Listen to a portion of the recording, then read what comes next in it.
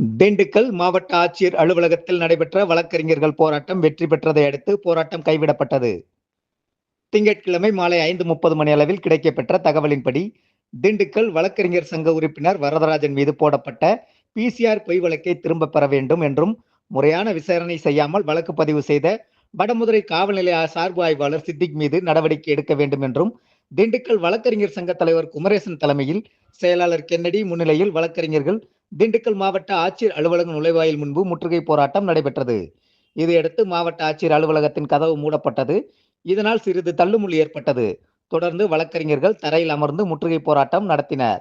4 மணி நேரத்திற்கு மேலாக நடைபெற்ற போராட்டத்தில் வழக்கறிஞர்கள் வடமதுரை சார்பு ஆய்வாளருக்கு லஞ்சம் கொடுப்பதற்காக ஆட்சியர் அலுவலகத்திற்கு மனு கொடுக்க வந்த பொதுமக்களிடம் பணம் கேட்டு கையேந்தி நூதன முறையில் UPI மூலம் கையேந்தி போராட்டம் நடத்தினர்.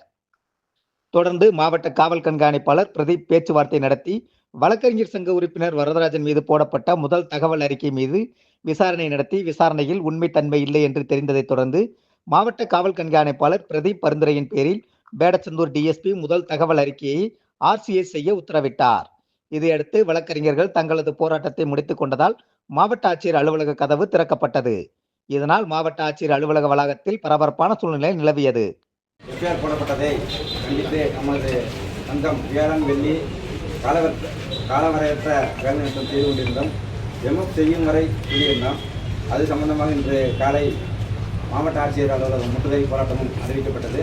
அதன்படி நேற்று வரை எந்த ஸ்டெப்பும் எடுக்காத காவல்துறை இன்று காலை நமது முற்றுகையை நமது ஒற்றுமையை பார்த்து துரிதமாக வேலை செய்து RCS நம்பர் கொடுத்துருக்காங்க. பிபிக்கு வந்து